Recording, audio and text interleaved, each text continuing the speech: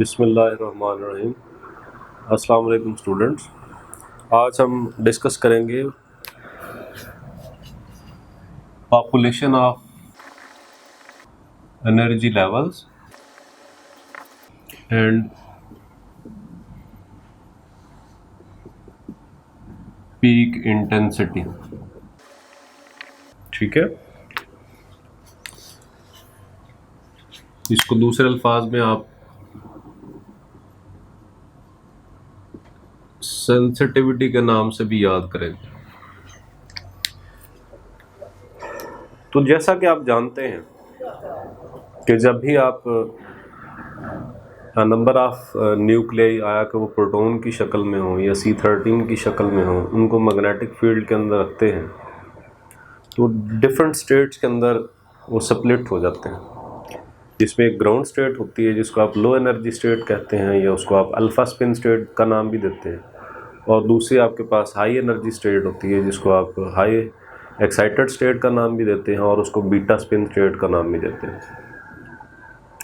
तो यहाँ पे हमारा जो क्वेश्चन पैदा होता है वो ये पैदा होता है कि कौन से फैक्टर्स हैं जो इनकी पॉपुलेशन को, आप जो ग्राउंड स्टेट के अंदर रह रहे होंगे, जो न्यूक्लियर रह रहे होंगे वो ग्राउंड स्टेट पॉपुलेशन होगी, जो एक्साइटेड स्टेट के अंदर रह रहे होंगे वो एक्साइटेड पॉपुलेशन होगी, एक्साइटेड स्टेट पॉपुलेशन होगी।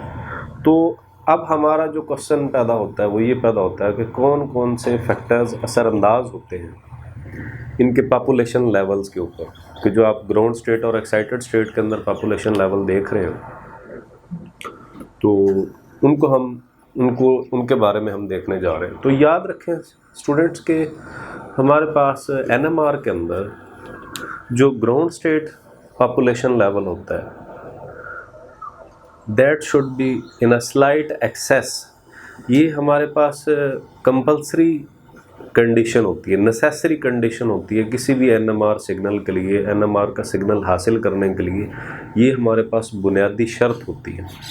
अगर ग्राउंड स्टेट लेवल के अंदर स्लाइट एक्सेस ऑफ न्यूक्लियाई नहीं होगी तो आप किसी किस्म का कोई सिग्नल अचीव नहीं करेंगे।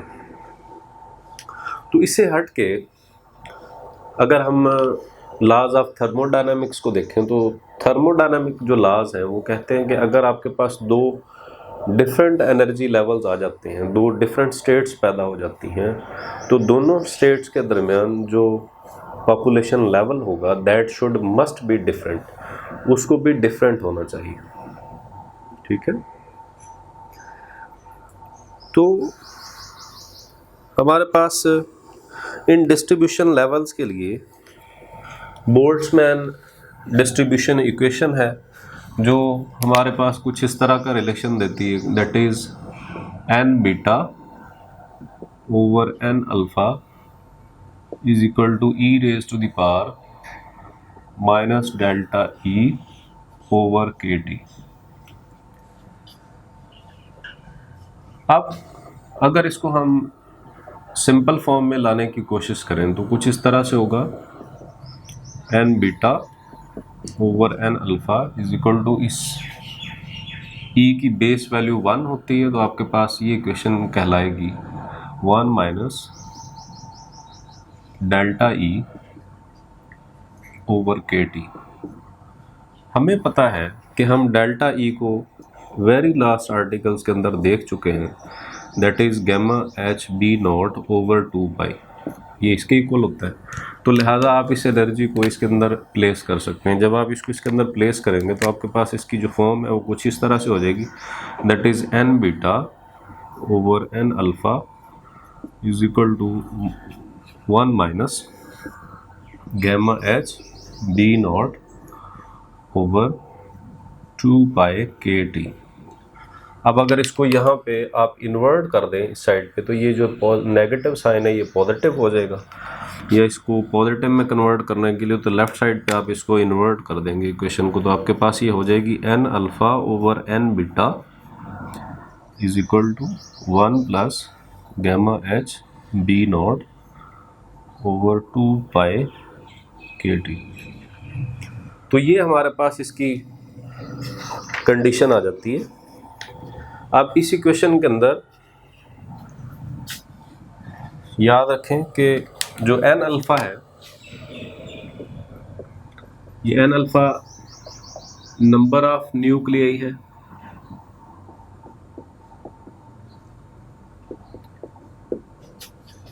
इन ग्राउंड स्टेट,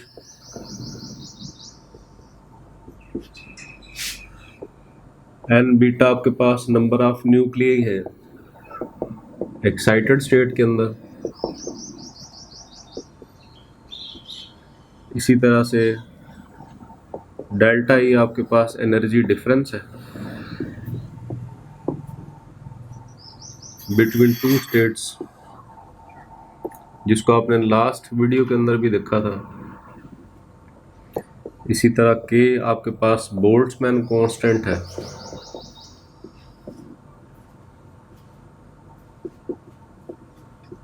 और टी आपके पास टेम्परेचर है।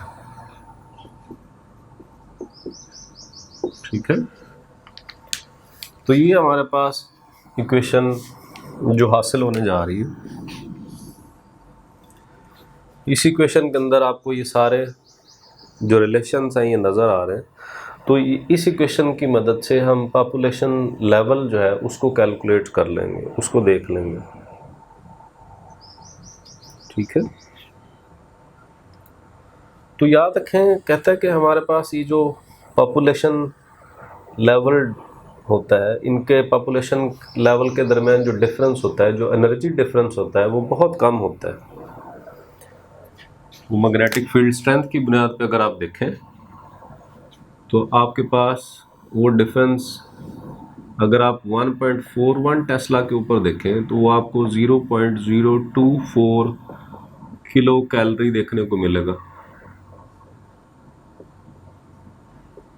और ये जब आप टेम्परेचर 25 डिग्री सेंटीग्रेड लेंगे तो 25 डिग्री सेंटीग्रेड पे रूम टेम्परेचर पे आपके पास जो एनर्जी स्टेट्स के दरमियान डिफरेंस आता है, इतने टेस्ला पे इतना आ रहा होता है। और अगर आप इसको बढ़ा दें, इसको बढ़ा के 2.35 टेस्ला कर दें, तो ये आपके पास 0.04 किलो कैलोरी तक चली जाती है वैल्यू, जो कि इतना ज़्यादा एनर्जी डिफरेंस नहीं है। ठीक है, तो ये कम मैग्नेटिक फील्ड पे आपको इन दो स्टेट्स के दरमियान जो एनर्जी डिफरेंस नज़र आ रहा है वो इतना है। अगर आप इसी क्वेश्चन के अंदर किसी भी आप सपोज अगर आपने प्रोटॉन ले लें या प्रोटॉन को ले लें, उसकी आप गायरोमैग्नेटिक वैल्यू ले लें, आप यहाँ पे प्लांक्स कांस्टेंट की वैल्यू ले लें, और इसी तरह से ये मैग्नेटिक फील्ड वैल्यू ले लें, तो ये तमाम के तमाम रूम टेम्परेचर पे आप अगर ये वैल्यूज़ कैलकुलेट करते हैं तो आपके पास ये एन अल्फ़ा और एन बीटा की जो वैल्यू आती है ये 0.99984 आती है। तो ये पॉपुलेशन लेवल वैल्यू बहुत कम है। तो इस नंबर को, ये जो नंबर हमें हासिल हो रहा है, इस नंबर को मैं अगर बयान करना चाहूँ एक सिंपल एग्जांपल लेके, वो एग्जांपल मैं कैसे लेता हूँ, सपोज मैं कहता हूँ मेरे पास इतने मॉलिक्यूल्स हैं, 400,003 मॉलिक्यूल्स हैं। ठीक है, तो आप क्या देखेंगे कि ये आपके पास एक्साइटेड स्टेट है, ये ग्राउंड स्टेट है। तो आपको 200,000 मॉलिक्यूल्स एक्साइटेड स्टेट के अंदर नज़र आएंगे और 200,000 मॉलिक्यूल्स ग्राउंड स्टेट के अंदर नज़र आएंगे। लेकिन आपको ये जो इजाफी 3 मॉलिक्यूल नज़र आ रहे हैं, ये भी यहाँ पे स्लाइट एक्सेस में ग्राउंड स्टेट के अंदर ही पड़े होंगे। और दर हकीकत यही मॉलिक्यूल्स जो स्लाइट एक्सेस में हैं, ये वजह बनते हैं एनएमआर सिग्नल की। तो ऐसी कंडीशन जिसके अंदर ये दोनों लेवल्स के अल्फा स्पिन स्टेट और बीटा स्पिन स्टेट या ग्राउंड स्टेट और एक्साइटेड स्टेट के दरमियान मॉलिक्यूल्स की जो नंबर है ये अगर इक्वल हो जाए तो that point is called saturation point. तो सैचुरेशन पॉइंट पे आप किसी किस्म की कोई एनएमआर सिग्नल हासिल नहीं करते। ठीक है, तो अगर मैं इस पॉपुलेशन लेवल को जिसके अंदर ये स्लाइट एक्सेस देख रहे हैं, इस स्लाइट एक्सेस को स्लाइट एक्सेस ऑफ न्यूक्लियस को मैग्नेटिक फील्ड के हिसाब से रेशनलाइज करना चाहूँ तो मैं इधर यहाँ पे उसको करूँगा, लेकिन उसको करने से पहले एक बात यहाँ पे बताता चला जाऊँ कि जितना ज़्यादा मैग्नेटिक फील्ड आपके पास ज़्यादा होता चला जाएगा, दो स्टेट्स के दरमियान जो ये स्लाइट एक्सेस है इसकी वैल्यू बढ़ती चली जाएगी। और ये स्लाइट एक्सेस की जब वैल्यू बढ़ेगी तो यही वजह बनेगी किसी भी एनएमआर सिग्नल की सेंसिटिविटी की। अल्टीमेटली वो आपके पास वो एक्सपेरिमेंट ज़्यादा सेंसिटिव हो जाएगा, सेंसिटिविटी की बुनियाद पे ही आपके पास पीक की इंटेंसिटी बढ़ जाएगी। जैसे मिसाल के तौर पे मैं कहता हूँ मेरे पास एक मशीन है जो कि 20 मेगाहर्ट्ज़ है, ये मैं मेगाहर्ट्ज़ में वैल्यू ले रहा हूँ, मेरे पास वो 20 मेगाहर्ट्ज़ है, तो उसमें जो स्लाइट एक्सेस आपको न्यूक्लियस नज़र आएंगे ग्राउंड स्टेट के अंदर वो 3 नज़र आएंगे। अगर ये मैं 40 कर देता हूँ तो ये 6 हो जाएंगे, अगर इसको मैं 60 कर देता हूँ तो ये मेरे पास 9 हो जाएंगे। इसी तरह अगर मैं इनको 80 कर देता हूँ तो ये मेरे पास 12 हो जाएंगे, और अगर मैं इसको 100 कर देता हूँ तो ये मेरे पास 16 हो जाएंगे, और अगर इसको मैं 200 कर देता हूँ तो ये मेरे पास 32 हो जाएगी स्लाइट एक्सेस। ठीक है, और अगर इसको 300 कर दिया जाए तो हमारे पास ये 48 हो जाएंगे, और अगर 600 मेगाहर्ट्ज़ की मशीन ले ली जाए तो ये हमारे पास स्लाइट एक्सेस 90 हो जाएगी, 96 हो जाएगी।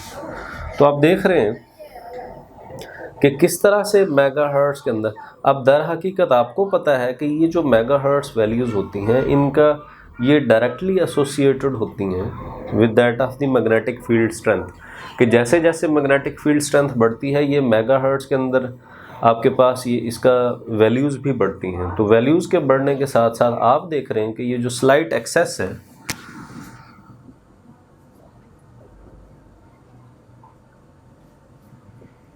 ये भी आपके पास वैसे वैसे बढ़ती चली जा रही है। तो इसी वजह से जब ये स्लाइट एक्सेस बढ़ जाती है, स्लाइट एक्सेस आपको मिल जाती है इस ग्राउंड पॉपुलेशन लेवल के अंदर, तो आपके इंस्ट्रूमेंट की सेंसिटिविटी भी बढ़ जाती है, और सेंसिटिविटी के साथ साथ आपके पास पीक इंटेंसिटी भी बेहतर आती है। तो इस तरह से हम किसी भी अपने एनएमआर मशीन के अंदर इसकी मैग्नेटिक फील्ड को स्ट्रेंथ को बढ़ा के उसकी स्लाइट एक्सेस हासिल कर लेते हैं, और हमारे पास स्पेक्ट्रम जो है वो ज़्यादा बेहतर रिजॉल्व्ड फॉर्म के अंदर है, उसकी रेजोल्यूशन बढ़ चुकी होती है।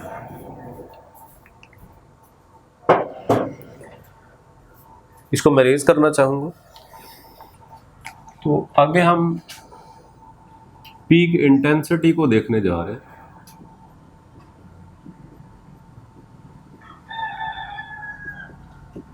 जिसका दर हकीकत सेंसिटिविटी के साथ कनेक्शन होता है। ठीक है,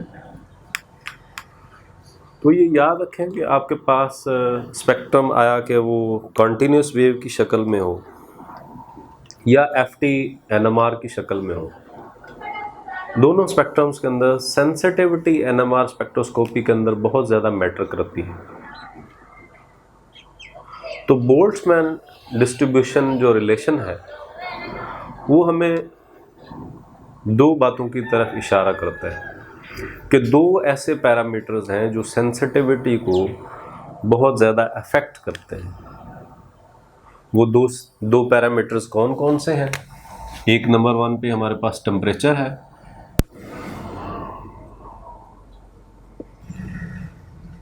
और दूसरे नंबर पे हमारे पास मैग्नेटिक फील्ड है।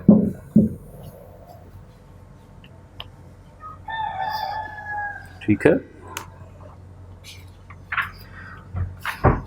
अगर हम सबसे पहले टेम्परेचर के हवाले से बात करें तो टेम्परेचर में आप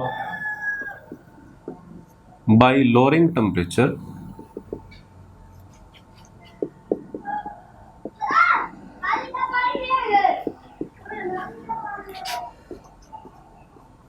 we can increase the sensitivity.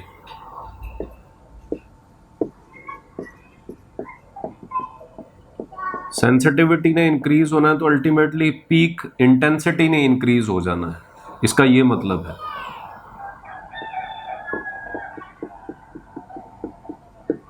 ठीक है, लेकिन जब हम किसी भी ऐसे सैंपल के लिए अगर कोई स्पेक्ट्रम रिकॉर्ड कर रहे होंगे कि जिसके अंदर हम देखते हैं कि हमें टेम्परेचर लोअरिंग करनी पड़ती है, तो याद रखें कि हमें कुछ बातों का ख्याल रखना चाहिए, उसमें कॉन्शियस होना पड़ेगा।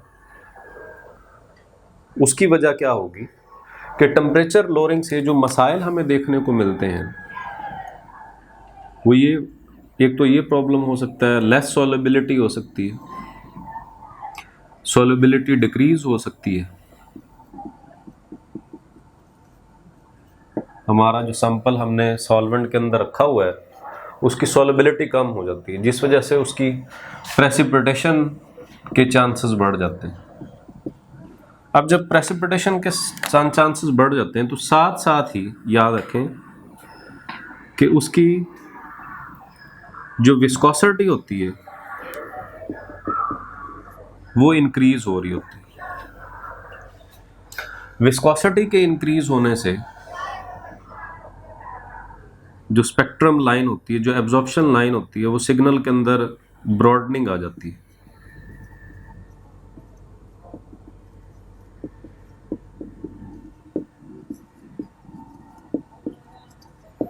सिग्नल हमारे पास ब्रॉड हो जाता है। हम जब भी कोई सिग्नल अचीव कर रहे होते हैं तो हमें उसकी शार्पनेस के साथ ज़्यादा कंसर्न होता है। तो इसके अलावा टेम्परेचर के कम करने पे एक तो आपको ये प्रॉब्लम देखने को मिलेगा, दूसरा जो आपको देखने को मिलेगा वो फ्रीजिंग इन डायनामिक प्रोसेसेस होगी, कि बहुत सारे प्रोसेसेस जो कि एट द सेम टाइम उस सॉल्यूशन के अंदर, जिसके अंदर आपने अपना सैंपल लिया हुआ है, उसके अंदर हो रहे होते हैं, तो वो फ्रीज हो जाते हैं। ठीक है, तो यही वजह है कि ये जब हमें मसाइल देखने को मिलते हैं तो हम कहते हैं कि हम टेम्परेचर लोअरिंग से किसी भी सैंपल का जो NMR होता है उसको हासिल करने से फिर अवॉइड करते हैं। अगर आप टेम्परेचर की लोअरिंग करके पीक इंटेंसिटी हासिल करना चाह रहे होते हैं तो साथ साथ आप ये भी कर सकते हैं कि टेम्परेचर को अगर इंक्रीज़ किया जाए तो इंक्रीज़ करने पे भी आप उसका इफेक्ट देखेंगे। तो टेम्परेचर को इंक्रीज़ करने पे जो NMR सिग्नल्स होते हैं उनकी फिर इंटेंसिटी कम हो जाती है। तो हमारा जो कंसर्न होता है वो हमेशा NMR सिग्नल की ज़्यादा इंटेंसिटी के साथ होता है, क्योंकि जितनी ज़्यादा इंटेंस पीक आएगी उसको इंटरप्रेट करने में, उसको अंडरस्टैंड करने में हमें उतनी ज़्यादा आसानी होगी। तो इसके अलावा हमारे पास दूसरा जो फैक्टर बच रहा है जिसको हमने मैग्नेटिक फील्ड के हिसाब से बात की, तो मैग्नेटिक फील्ड स्ट्रेंथ के हवाले से मैं डे 1 से जब से हमने इसको स्टार्ट किया है तो जो भी क्वेश्चन हमें मिल रही है उसके अंदर हमें मैग्नेटिक फील्ड मिल रहा है, और मैग्नेटिक फील्ड अल्टीमेटली किसी भी NMR स्पेक्ट्रोमीटर की सेंसिटिविटी को इंक्रीज़ कर रहा है। आपने देखा था कि उसकी पॉपुलेशन, अभी आपने देखा था कि जैसे ही आप मेगाहर्ट्ज़ में आप उसको बढ़ा रहे हैं, मतलब कि आपको पता है कि देखिए 1.41 टेस्ला अगर हो तो 60 मेगाहर्ट्ज़ मशीन होती, तो उस 60 मेगाहर्ट्ज़ मशीन के अंदर आपको जो स्लाइट एक्सेस मिल रही होती है वो 9 होती है। ठीक है, तो इसी तरह जैसे जैसे आप इसको बढ़ाते चले जाएंगे आपके पास स्लाइट एक्सेस बढ़ती चली जाएगी।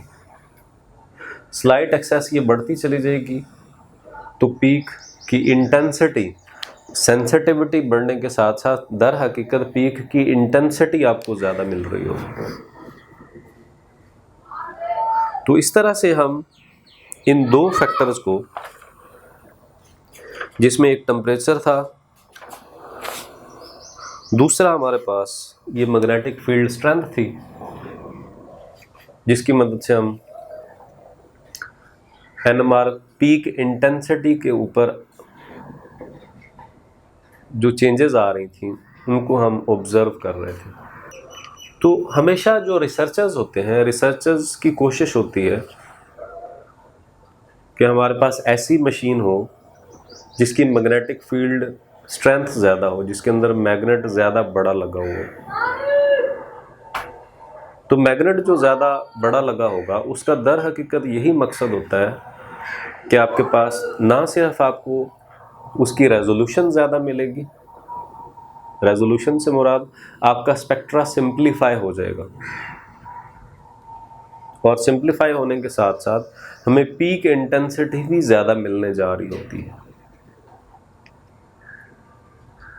तो this was all about the population level in alpha and beta spin states and the peak intensity in the form of sensitivity of the NMR. Thank you very much.